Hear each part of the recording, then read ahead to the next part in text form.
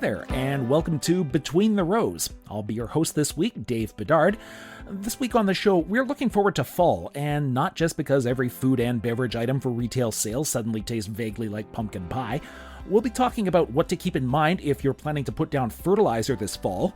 We like to target nitrogen applications to when soils are cooling down. Also, just as everyone with millions of dollars to spend on pulse processing is getting ramped up, pulse crops in North America are going to be a lot harder to find this fall. The Canadian bees may all be gone by the time India changes its import duties and import quotas.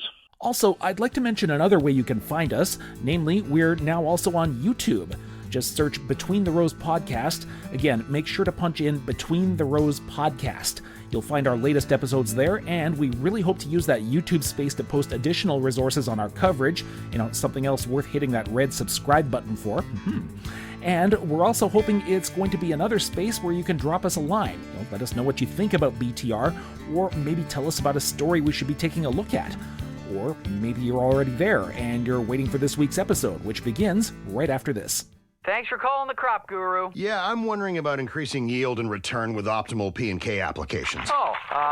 Reply hazy, try again. Okay, I also need a nutrient removal calculator. Cannot predict now. Hold on. Are you using a magic 8-ball? Signs point to yes? Get less guessing and more data. Expert research, advice, and soil management tools are available for free at Nutrien Economics. That's nutrien-economics.com.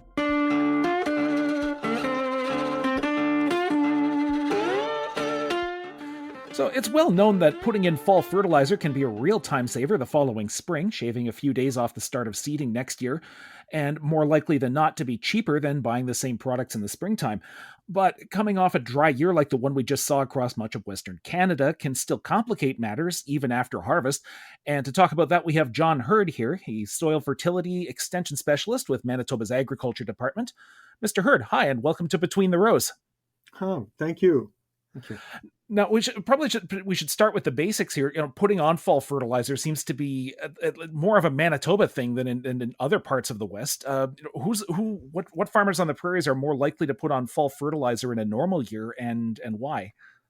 Well, we still tend to do this in Manitoba, and it's largely because zero-till has been much more widely adopted in Saskatchewan and Alberta. And one of the things with zero-till is that it works well with one-pass seeding in the spring, where they're more likely to either side band or mid-row band their nitrogen at seeding. In Manitoba, we still tend to do more tillage or more residue management in the fall. And if we do that with an implement that also puts down nitrogen, we can kind of kill two birds with one stone. And you may say, why do we do more tillage here? Traditionally, we're a wetter environment, high levels of crop residue produced, and people want to do some sort of incorporation of that or handle that so that they can seed in the spring. So that's just left us with about 35 to 45% of our farmers here choose to put down nitrogen, largely nitrogen, in the fall. Now, what's the usual window for fall application? It doesn't close before Thursday this week, does it? No, and hopefully it doesn't start before Thursday of this week, because what we do, we like to target nitrogen applications to when soils are cooling down. When we put nitrogen on in the fall, we want it to go into winter ideally in the ammonium form. We don't wish it to convert to nitrate. Once it converts to nitrate, then it's subject to losses to leaching and denitrification. But that process, that conversion is microbial. And if so, we apply our anhydrous ammonia or urea under cold conditions, that process proceeds very slowly. And that means most of our nitrogen overwinters as ammonium, or a form that's resistant or unable to be leached or denitrified. Now, are there some So to get back to your question, what's very common is to wait till after Thanksgiving and then go out. By then, soils often are 10 degrees C or less and tending to cool. And that's always tended to be a traditional target. and it kind of fits with our 5 to 10 degree target. Mm-hmm. Now, are there some products that are the fertilizer products rather that are better suited to fall application than others? Well, historically, anhydrous ammonia has been a common product to go down in the fall. And again, for Manitoba farmers, if they're tending to do a bit of tillage anyways, this application will, so to speak, kill two birds with one stone. But urea can also go down. Something that we do like to see is if people are struggling to get enough phosphorus down at seeding, dual banded nitrogen and phosphorus in the fall can be a very effective way to help meet those maintenance amounts of phosphorus. So generally, though, it tends to be urea and anhydrous ammonia are the nitrogen products of choice in the fall. But in recent years, we've seen the development of some of the enhanced efficiency fertilizers that have a controlled release aspect, such as ESN, and something like that could go down earlier. Likewise, nitrification inhibited products do also open that window a bit, means we could put them down a little earlier without risk of loss. And that would be, for example, using Super U instead of urea, or treating anhydrous ammonia with N-Serve or Centuro, or an increasing number of inhibitors are tending to be tested and coming to the market. Mm-hmm. Now let's talk specifically about this year. Now, how much of what we've just talked about is doable when the soils and traditionally wetter soils as well are abnormally dry?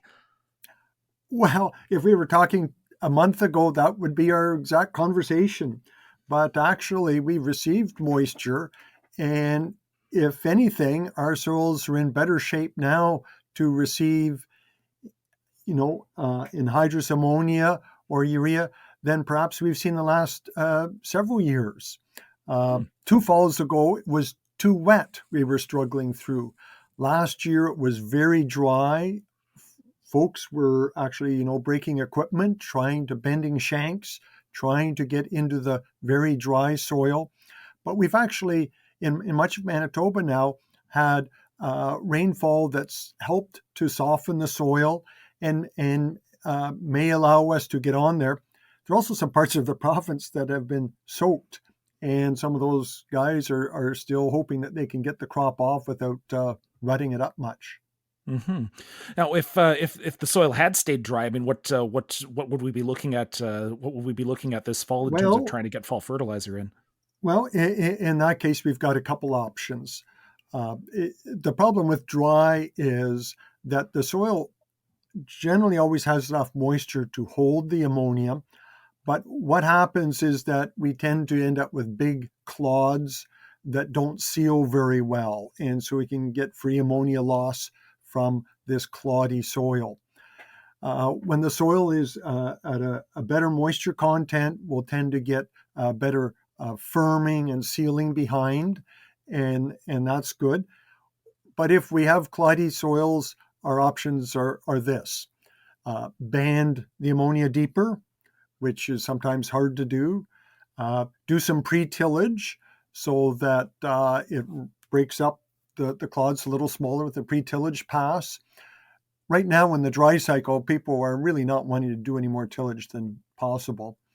Mm-hmm. But the third option was always wait and let's see, maybe we'll get some moisture and then we'll have suitable soil conditions for banding. Now, are there any other cautions that people might want to, or any other precautions that people might want to keep in mind before they set out to do this fall?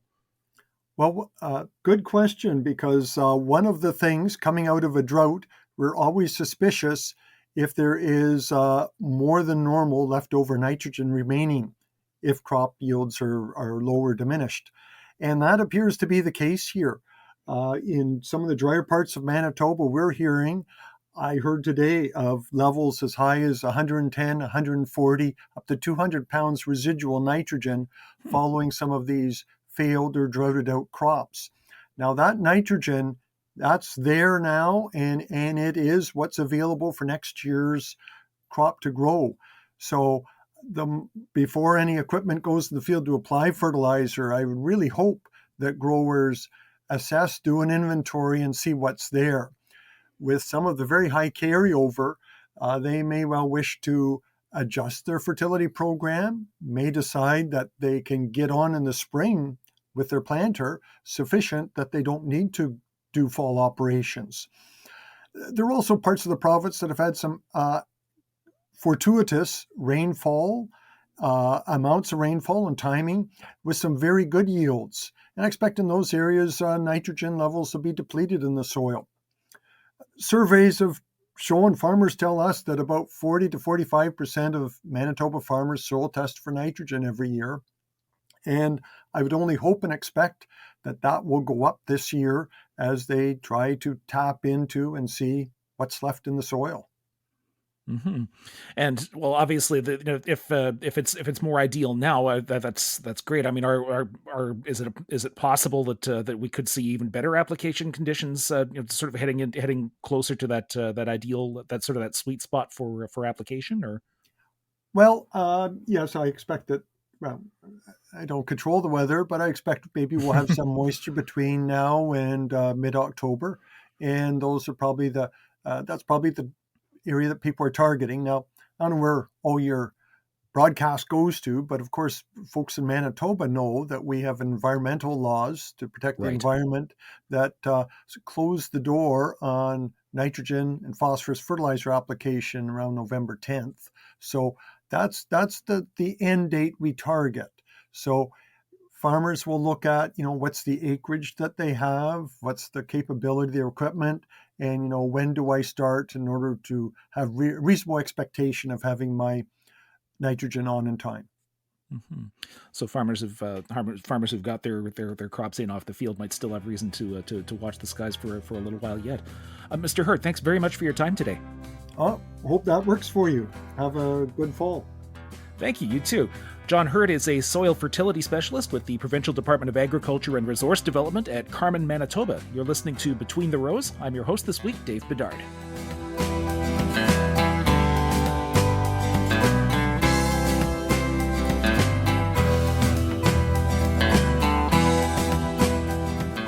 Last week, the Canadian Special Crops Association held its Pulse and Special Crops Convention online, and one would think it's a fortuitous time to be in the Canadian pulse crop business, with processors such as Roquette and Merit Foods bringing their plants online here on the prairies.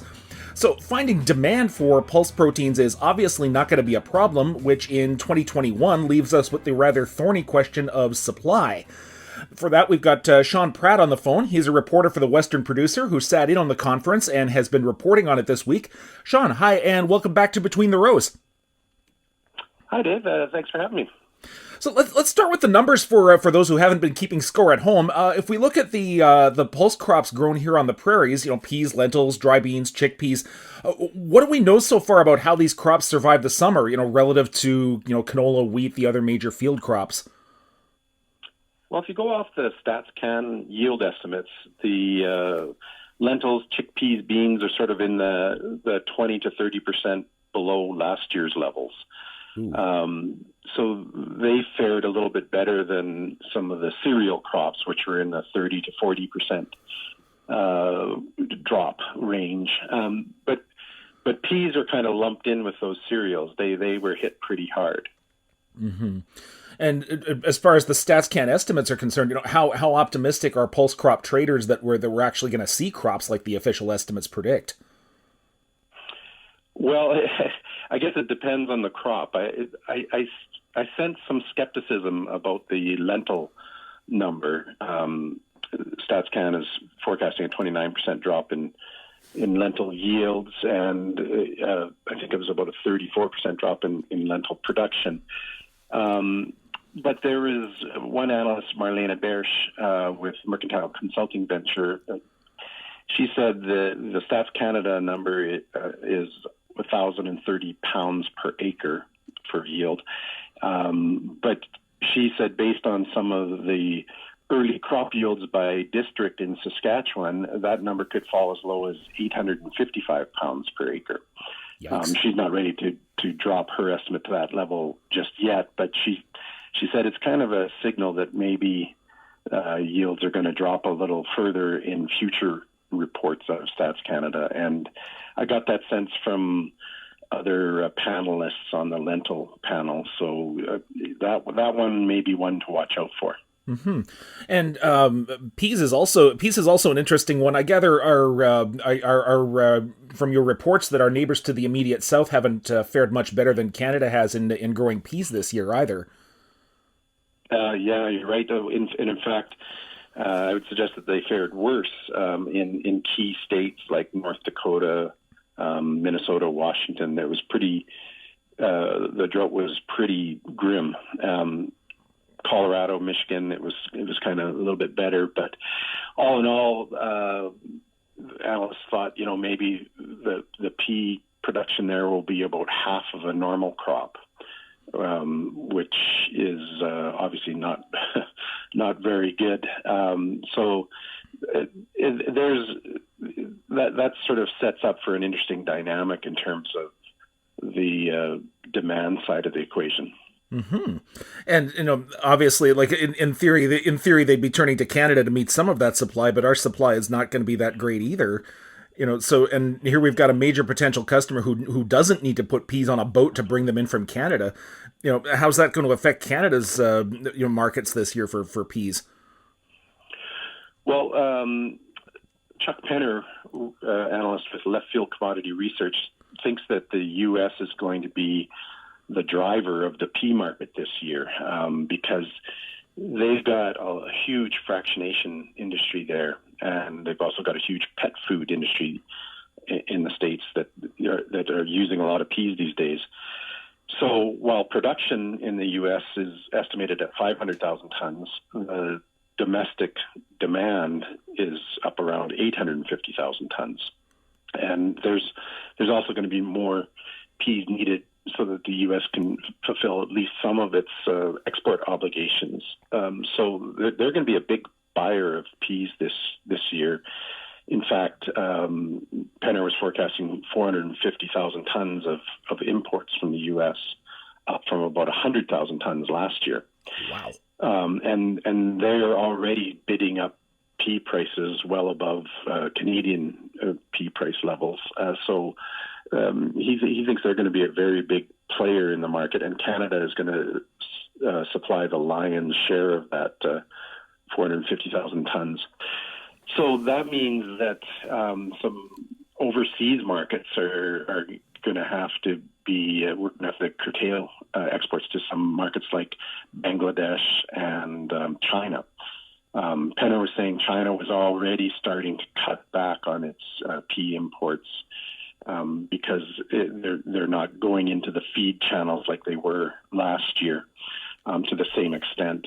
So on the China front, it may be kind of the timing might be right, I guess. China's going to be looking for less peas, and they're going to get less peas from Canada.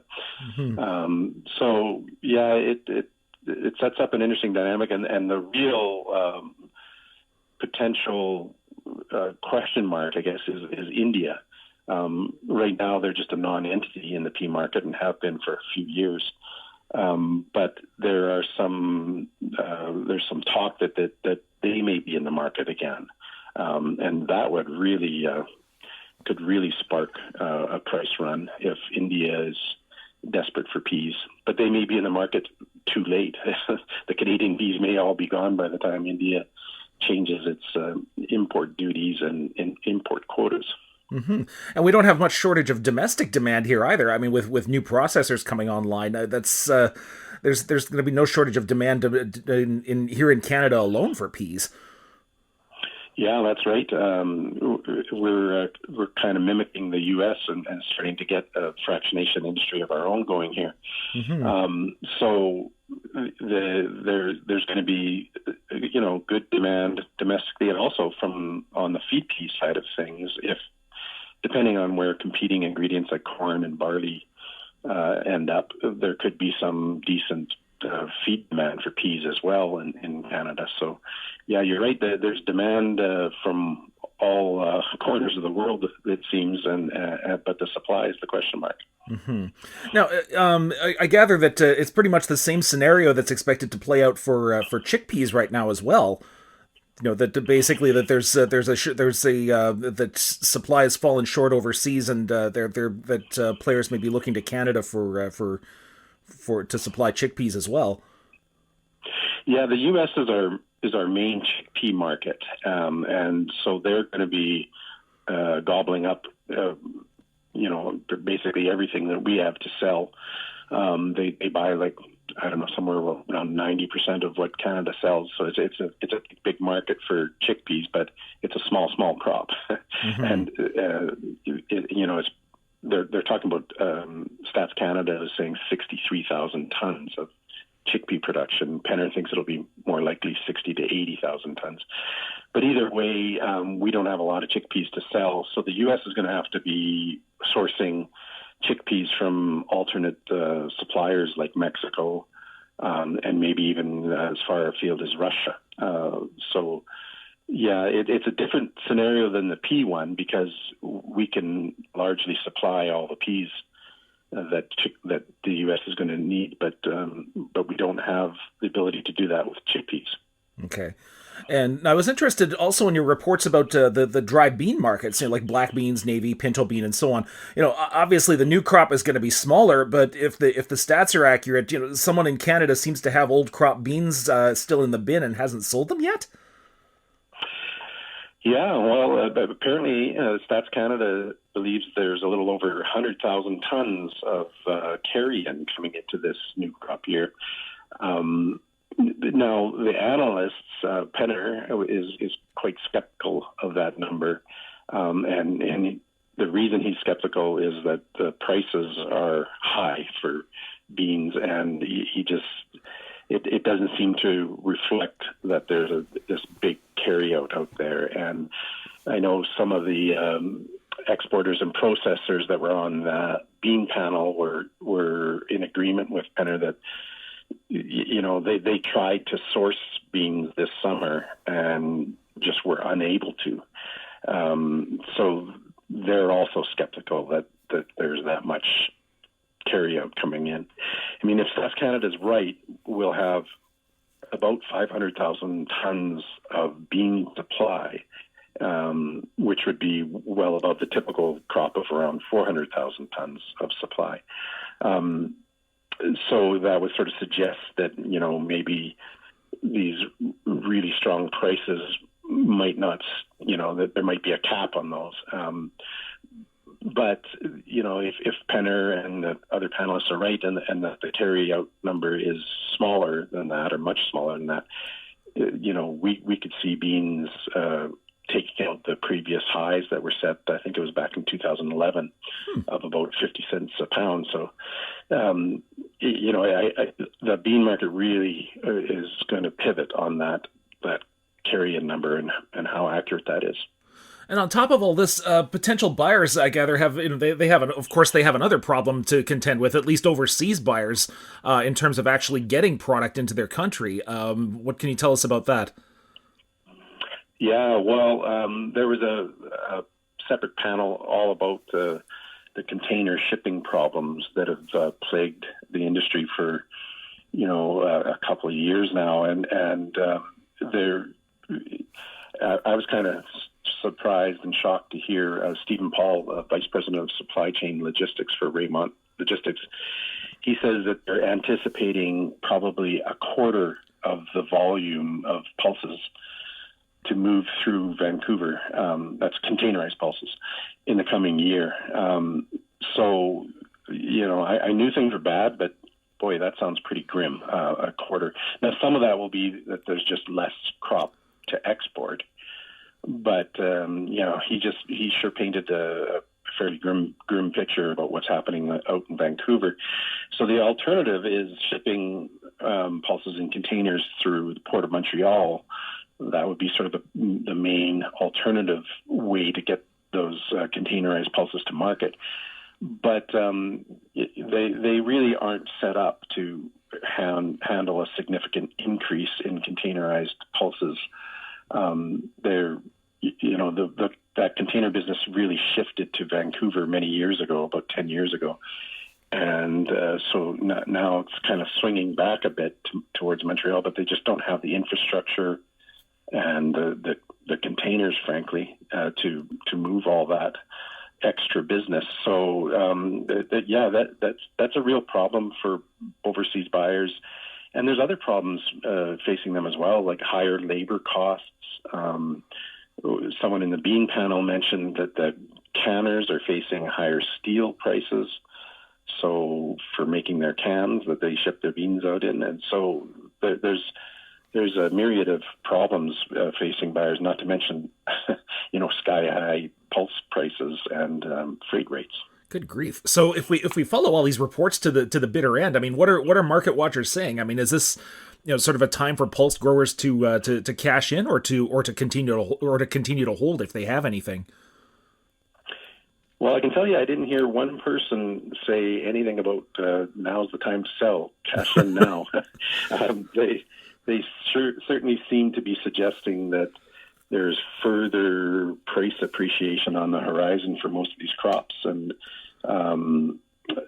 obviously there will be a point at which the demand starts to be rationed off. But they seem to suggest we haven't hit that point yet. There's still voracious demand, and the sense I got from listening to the panelists is that farmers are really in the driver's seat this year, and if they hold out a little longer, prices are going to rise a little further. So,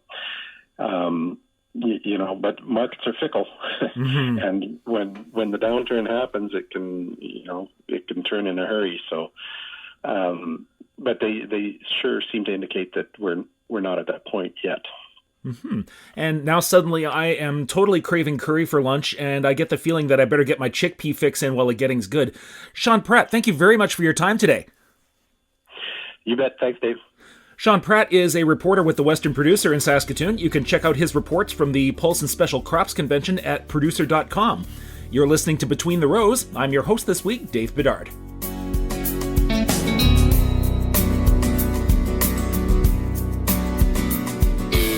And that's us for this week, but we'll be back next week with more from the Glacier Farm Media family of publications.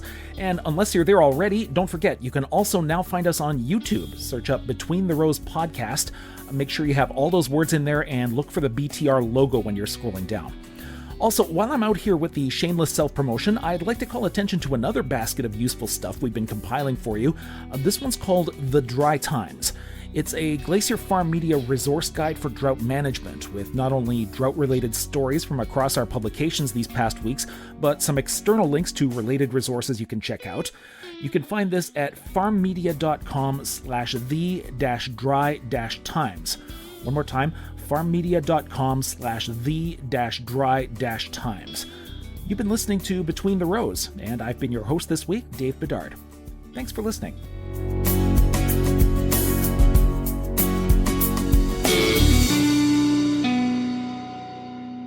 Thanks for calling the Crop Guru. Yeah, I'm wondering about increasing yield and return with optimal P&K applications. Reply hazy, try again. Okay, I also need a nutrient removal calculator. Cannot predict now. Hold on. Are you using a magic 8-ball? Signs point to yes? Get less guessing and more data. Expert research, advice, and soil management tools are available for free at Nutrien Economics. That's nutrien-economics.com.